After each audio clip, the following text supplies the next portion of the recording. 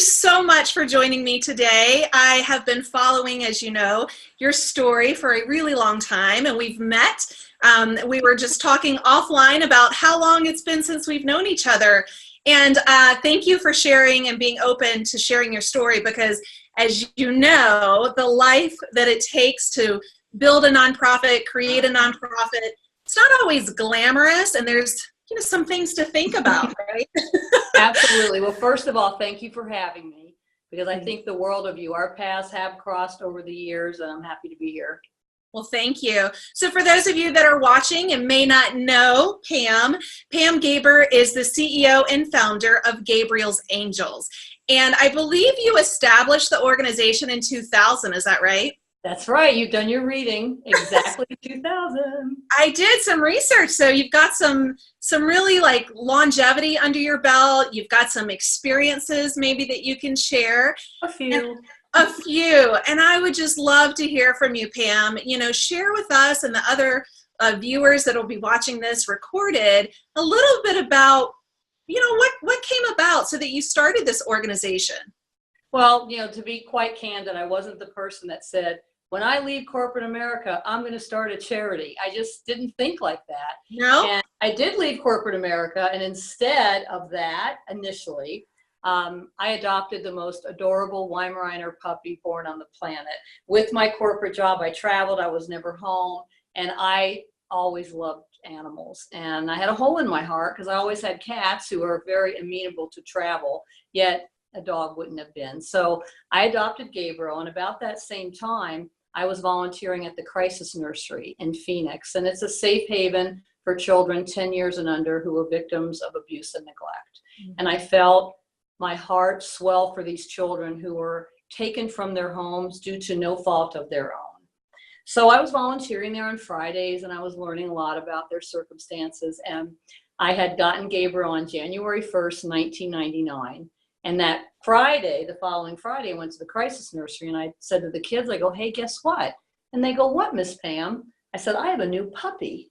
And one little boy goes, well, what did you name him? I named him Gabriel. And the kids were like, oh. I went back the next Friday, Jared, the kids were like, how's Gabriel? How's Gabriel? And I go, well, Gabriel had his first bath. And then I went back the next week, and the kids asked again, what did Gabriel do? And I said, well, Gabriel ate his bed, which was a recurring theme throughout Gabriel's first year of life for sure. But I realized over the next 6 months, these children were bonding with an animal they've never met. So fast forward to that December, the kids have their holiday party, and I brought Gabriel dressed as Rudolph to their Christmas party. And I just wanted them to meet him. I thought, he's so awesome. Don't we always think that about our pets, right? Pets and our children, right? Yes, yes. He was a genius, by the way. No. And so he had on reindeer antlers and a big jingle bell collar and a Just Call Me Rudolph t-shirt. And off we went. And we walked into the Crisis Nursery, and those kids, their eyes were huge. I think they thought I really bought a reindeer. And finally, one little boy said, hey, is that Gabriel? And the kids all came running over. And Jared, in the next hour and a half, what happened was really the seed for Gabriel's Angels, because kids that I knew, right, because I've been volunteering there a year, who were normally angry and violent, were loving, they were kind, they were compassionate, and were watching this gentle gray dog reach children like no adult could.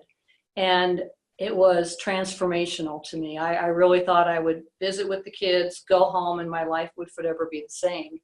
And when the CEO of Crisis Nursery said, would you bring him back?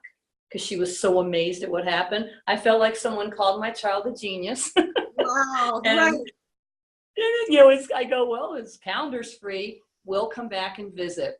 And when I got in the car, I looked in the rearview mirror, and Gabe still had his antlers on. I go, what did you just do?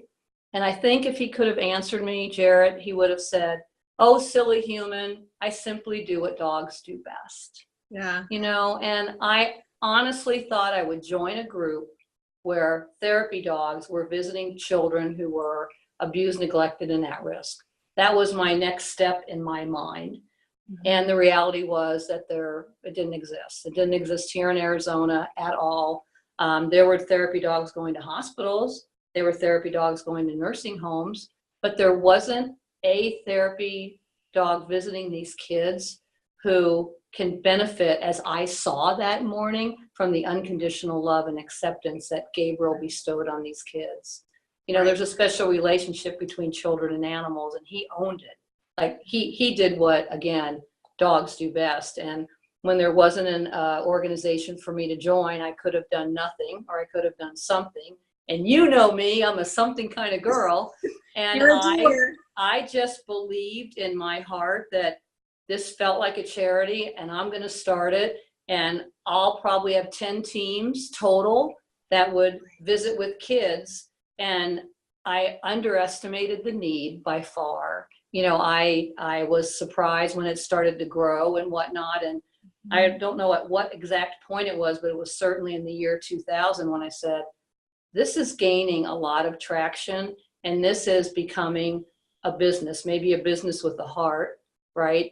Because this charity is still a business. How do I really do this and do it right?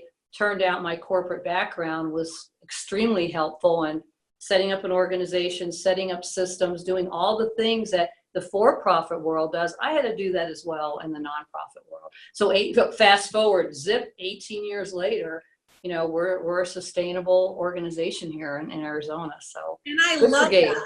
Yes, and congratulations, because you have really, you know, been successful in the life cycle, the nonprofit life cycle that we call it. But I want to go back to when you said there was no other organization doing this out there, because often, and I wish I had $1 for every time someone came to me and said, I'd like to start a nonprofit, no one out there is doing what I'm doing. Right. And your point is just that, right? So tell me, if you would, a little bit about the research you did, or did you do research? Sure. You know, you're right, because many times people wanting to start nonprofits, they don't investigate what's happening in your community. Now, there may be another nonprofit doing similar work, but if it's not the way you want to do it, we live in America. It's a great country. If you do want to start your own, like, buyer beware, and I know that we're going to talk about that. But I knew it didn't exist in Arizona because I did outreach. I wanted to join an organization that was like what they're doing at hospitals and like what they're doing at nursing homes, because I felt Gabriel's gift was with children. And if I waited for the organization to form, I'd still be waiting. You know, so when I noticed that, as I saw the need and no one's filling it, I checked with other agencies. No therapy dogs were visiting. But certainly there's always room for innovation.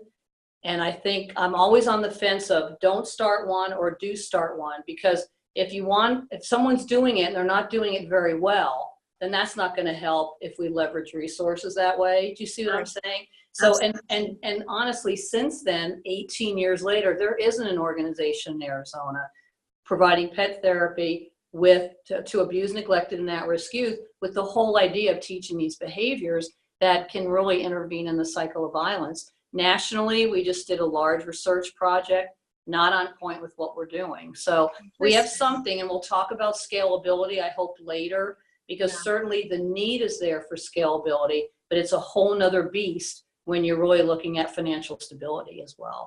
Absolutely. And so basically what you just said is you did the extensive research and you didn't form overnight, right? Like it wasn't. No, ma'am. I now have a 501c3. No, takes a lot of work and a lot of tenacity, you know, going to the Arizona Corporations Commission for your 501c3 and you register as a nonprofit. You know, that's not the IRS designation. Right. It's your name and you said you're a nonprofit. Okay, that's like 1/100th of what you have to do, right? Right. And then it's through the IRS and the application process. I mean, they were diligent and still are at the time. I had to think ahead 3 years. What is this organization going to look like? What's the income? What's the expense? I mean, I was a corporate executive who left that sector. I wasn't a fundraiser. I really had to learn by the school of hard knocks. But I'm not afraid of that. And I think sometimes those lessons are the best, you know, and continue to kind of build it as if it was a for-profit business.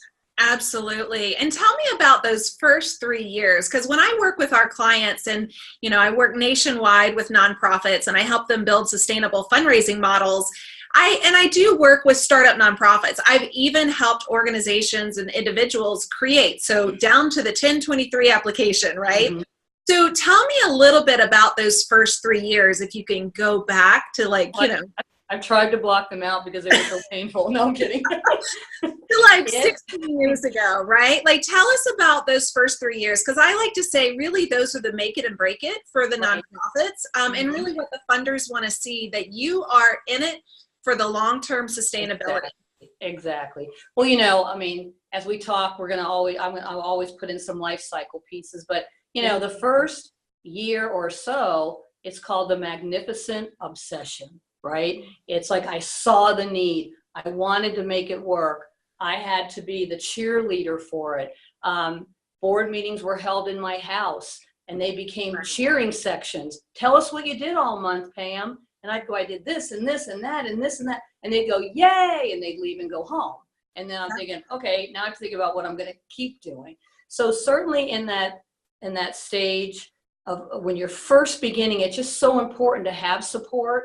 But really the person who idea it is really the driver of all of that. Mm-hmm. The key that I've noticed is after the first, you get out of that magnificent obsession. If you don't shift your passion, because you're always I'm as passionate today as I was 18 years ago. But if you don't shift that passion to sharing it in collaboration with others, you will always be the lone white horse doing everything and having people that don't help. So it's so important to build at that first, out of the magnificent obsession, you're in startup, and you have to build it with startup board members. They pretend they help in a staff role. They help maybe fundraise if you get the right ones. They help cheer you on. And that startup phase is exhausting because you don't have any help. And it's just a matter of at year 3 or 4 to go, either we have something or we don't. And you and I've seen this, Jared, where founders really believe they own the organization. And guess what? I tell people, as you do too, you don't own it. They're like, what? I go, it's a 501c3. The community owns it. So you have to use diplomacy and your skills of consensus to get people to follow your dream. You know, you can say, well, I have this great idea, and everyone look, and you look behind you and there's nobody following you. You don't have it. You don't. Mm-hmm. And I've seen bright people mess up a beautiful mission because it's my idea and I want to do it. We have to then remove our ego in that startup phase, because if you do it correctly, and it's painful, because as you get up to growth, which is probably could be year 3 or 4, and as you know, these life cycles aren't year dependent. No. There's 10-year-old organizations in startup and they're not doing much, right? So if we can get in year 3 or 4 to thoughtfully enter that growth phase, that's the one that is the most worrisome as far as sustainability, because now you're saying to board members, just kidding, I have staff now. You don't have to fold the newsletters, and you don't have to meet with people that want to be therapy teams in my case, and I don't really need you to file. And they're like, what? But that's what I do. I'm here for that. And you ask people, can you help us as ambassadors? Right. Can you help ask for funds for the organization? And people go white and they go, well, I came on board because I really like to fold newsletters. Correct. But a strong leader has to help the organization go up the curve, because if you don't, the growth stage will kill you, because there's too much to do. Boards don't know their role. Staff doesn't know their role, and everybody's in a flurry all the time. So you threw in a lot of content to that, right? So first of all, founder syndrome, which I hear and know about way too often. And I would give you, if I were there, I'd pat you on the back. Kudos that I really do believe you have been able to, from inception, be able to set your ego aside, know that it's not for you, it's greater and bigger than you, right? This is for the community. And so founder syndrome is definitely that. The other thing you touched on, and I talk about this often with the individuals I work with, is your board. So I always say you will start with a 1.0 board, you will then graduate to a 2.0, a 3.0, and your board will grow and evolve just as your organization grows and evolves, right? So, well, how about this? The board members that want to be the startup organization, they're needed. They are valuable. They're not the ones that are going to work in a mature organization.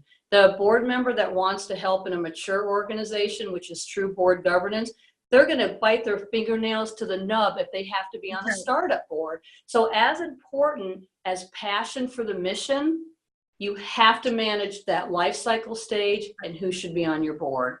We weren't ready for the C-suite people in 2005. We were 5 years old. I needed help. But now we go to these higher level execs and we talk about what is true board work. What is the advocacy piece? What is the asking piece? You know, what is the ambassador piece? And you can see people light up when you talk about what the characteristics are, if it matches what they would like to do to help the nonprofit. That's perfect. And there's not many, you know, CEOs and founders specifically that have really started from the inception cycle to the sustainable, you know, growth. You're doing things really well. It's a kind of, you know, well-oiled machine. So I love that you've taken the time to speak with me and share with everyone who's watching and listening to this, because you've got so much to share and so much, you know, to really just pass down that wisdom. Well, I'm happy that I haven't been diagnosed with founder syndrome, so my prognosis is good. Yes, it is good. It is absolutely good. And, you know, I wanted to ask you too, and we have known each other for quite a while. And I don't know if you noticed, or any of you that are watching the recording, I actually have love you for that. Mug, right? And this was from one of your fundraising breakfasts that I attended. This was actually a couple of years ago. And then, you know, it's just, it's in my cabinet. My son and I often go to this cup, so I always think of you and Gabriel. But let's talk a little bit about burnout, overwhelmed, stress, anxiety. Now, I know what you do to kind of help with that self-care, but what would you share with other nonprofit leaders? Like, what do you do? How do you recommend taking care of yourself as you're also really in this startup, let's say 0 to 5 years kind of phase of that life cycle? What do you do, and what would you recommend other leaders do? You know, I think that to underline what you said, it's super stressful, because even 18 years later, Jared, there's always more kids to serve. There's always more therapy teams. So if we don't manage it in the early stages, it's really hard to get a grasp on it. Now, what I learned early on is nobody is going to say, hey, Pam, why don't you go work out? Hey, Pam, why don't you go for a run? Hey, Pam, why don't you take care of yourself? It isn't going to happen. As a matter of fact, in this building, my staff has the right to go, Gaber, go take a hike. Yes. And I will. I'll put on my hiking shoes and I'll say bye. I mean, we have to be sure that we just craft that time within our schedule. And people will say to me, I'm sure you've heard it, oh, I'm too busy. Right. And you know what? There's 168 hours in a week. No more, no less. It's how we spend those hours. So while most people are catching Z's in the morning, I'm out on the running trail. What I know is I'm so much better if I have self-care. I meditate before I go to bed 80% of the nights. I take the time because it makes me better at now managing this agency. And, oh, it's easier for you because you're athletic. No, I'm not. I just know how to optimize myself so I can give even more to the agency. And in those early stages, it's so important. And sometimes it's 20 minutes. I'm sorry, I think someone has 20 minutes to go for a walk outside.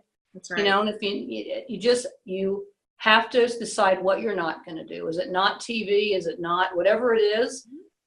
If you have kids, it's the minute they're at school. You know, how do you craft it? And it's different for everybody. My staff can tell. They go, oh, you probably didn't go for a run today or yesterday, did you? And I'm like, no, I had early meetings. I feel it myself. Sure. And I so encourage that with the stress we have in this sector, you know, when the recession hit, businesses laid off people because business was down. Our business was double because agencies wanted us to come more because of what happened. Right. You know, so it's a totally different business model, and one that it behooves us to find out what it is. It may not be out on a trail. It may not be meditation. It may not, whatever it is, do it. It's the only way you're going to get through. I mean, I have 18 years and I'm as excited about Gabriel's Angels today as I was 18 years ago. Which is wonderful, because you want that passion to continue. You really want to see the passion in Yes. the scalability, which you mentioned earlier, right? And so as you look to, so I'm going to segue into the scalability, as you look to grow and continue into the future for the organization, talk to us a little bit about how that passion has driven the scalability, and then also your processes, because I know Pam Gaber and I know she loves processes. So tell us about that. Well, let's talk first about when you're in a sustainable nonprofit. Absolutely, without a doubt, a lot was done in the beginning because of me. I get it. I don't hold ego to it. I went out and got the donors, or I went out and it is impossible for us to be where we are today with not a strong, committed board of directors. Right. I only know so many people, believe it or not. My chief development officer only knows so many people. The board is responsible at this stage for the financial health of the organization. If Pammy's up at 2 a.m. because we didn't hit our mark in an event, 20 of them ought to be up at 2 a.m. Now, that's the best scenario. Is it always that way? No. But I find I spend a lot of my energy, probably 40% of my time, managing the board and managing my expectations for them. If you can find people to introduce me to, I will never disappoint. But I can't make a cold call to the CEO of a company here in Arizona. I need to know who you know. And it takes a lot of time and a lot of energy. I don't show my frustration. I just keep going, because all it takes is a couple board members to go, oh, well, I introduced Pam, and this time they decided that they'd like to have a board member, of their staff on our board. That's as valuable as a check. But they have to understand that responsibility. That's the sustainable piece of it. I can only go to the well so many times, and I can only go out and meet so many people. So that piece of it, the board is your destiny, is absolutely the truest statement. It's too many times I'll hear CEOs go, oh, my board, oh, they're driving me crazy. And I'd hand them a mirror and go look in it, because your job as a CEO is to manage the board of directors. I don't care if I report up to them or not, moot point. I know more about the organization, the children, the environment in Arizona. I share that, and I go, help us help these kids. Right. And it's constantly managing that team. We happen to have 18 to 20, depending on who rolls off and comes back on. And it is part of my job. I can't ignore them. I have to go, you can do it, and push a bit to say, and it's your responsibility. Not mine, really, as a CEO of a nonprofit, not my responsibility for the financial health. How do I get them to accept that responsibility? And that's hard. It is hard. And I often hear from, clients or just leaders out in the community of, I don't have a fundraising board, or it's the whole oh, my board. And you're right. As the CEO, you manage the board, you manage expectations, and you also manage what's allowable, right? So if they're not stepping up, and you do have that growth board that's not the grassroots, it's not folding the newsletters, which I'm not sure many newsletters are being made. I know, I showed my age. Sorry. No, it's okay. So what it was back in the day, they were doing that. Back in the day, I used to actually design those on Quark Express. There you go. That also date me. I'll be right there with you. So it does. It depends on your board, and it depends on where are we in this life cycle, so that we have the proper board to support the organization, as well as the oversight of the financial health. And you know what, too? As long as you're up front, here are the board member qualifications. And if you're upfront about their responsibilities, they should never go in knowing that thinking they don't have to fundraise if that's what you're clear about. And we really have tightened that up. And you talk about systems. There's a whole system from the time someone says they're interested in the board till they're on the board. So we make sure that they understand their expectations. Because in any business, for-profit or nonprofit, every frustration is the lack of a system. Bingo. I was hoping you would say that. Now, you may have an employee problem, and somebody goes, well, I ain't following the system. Well, then it's not the system's fault. So every once in a while, but I think the thing that happened early on with us, Jared, is we would do something and then we would do it again. And the second time we did it, it's like we had never done it before. And it was so frustrating. We did this, and last time, but oh, I didn't do that. I want to change it or what have you. So we began to develop systems back in about 2003. Now, in the day, it wasn't on the server. It was all in a notebook. It was about a 3-inch notebook. We have about 150 systems here at Gabriel's Angels. And what we nicknamed our notebook, Howie. I'm like, where's Howie? Well, it's how we do it at Gabriel's Angels. And it's simple things. The board has a meeting in here. It's hot in the boardroom. And we have a thermostat that you need a master's degree to figure out. You go to the systems book and you go, oh, here's how we hold the temperature down in the boardroom. Simple things like that, all the way to, I have a dog, I'd like to be a therapy team. What is the entire process till they're out and be a team? So it minimizes liability. It minimizes any micromanaging. I don't need to micromanage anybody because we have smart people working systems. Right. And it's done, and it has, as you know, because of our reputation in the community, it's set, it's professional. Gabriel's Angels does what they say they're going to do. And then I'll hear, well, that's odd for a nonprofit. I'm like, but it shouldn't be. That's right. You know, it shouldn't be. It shouldn't be. And I've had funders go, well, gosh, Gabriel's Angels is run like a business. I'm like, how else would you want me to run it? You know, I don't even know how to think any differently. But in defense of those that haven't maybe had that scaled training that I had, we have to continue to professionalize what this industry is and how we do things. And I'm always talking to small, young nonprofits, you know, that it takes, starting a nonprofit is not a hobby you do on the weekends because you're working Monday through Friday. A hobby's great, but it'll never take off. You know, I devoted my life to this. I wouldn't change it. You know, if I knew then what I know now, I might have, you know, I mean, there's always things that I didn't know about nonprofits. Yeah. But the importance of looking back to, okay, how do we now go forward? That's right. And take other people's opinions. If I've heard once, I've heard a million times, have you ever thought about ... I'm thinking, yeah, like a million times. But people are willing to help if you respect them and treat them and remove your ego. Because the minute a board member or staff brings ego in, it changes everything because it's about the mission so much more than you think. You know, it is. And I think you shared some of the tips, which was one of my questions, right? Like, what would you share some high level tips to some nonprofit leaders or, you know, let's go back, actually just passionate individuals that want to start a nonprofit? What are some of those tips you would give them? The first one, the biggest one is know your life cycle. And I happen to have this on my desk, which I didn't think I was going to show. This book will save you. That's right. It's Dr. Susan Kenny Stevens. It's about, you can call life cycle stages whatever you want. There's other terms that she uses.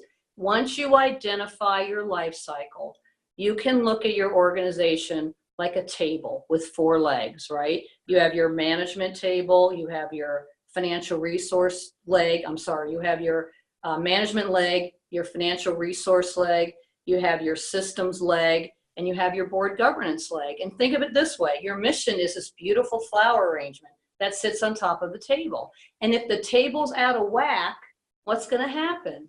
Your whole mission can slide off and crash and burn. So I learned early on, because when I read this book, I was actually on vacation and I sat and read it cover to cover because it enabled me to understand where we were as a nonprofit and what to expect from all those table legs. And when one got too short, like financial resources, okay, how do we not cut the other ones off? That's crazy. How do we build that table leg so we're strong and sustainable? And between all those stages we talked about earlier, the needs are different.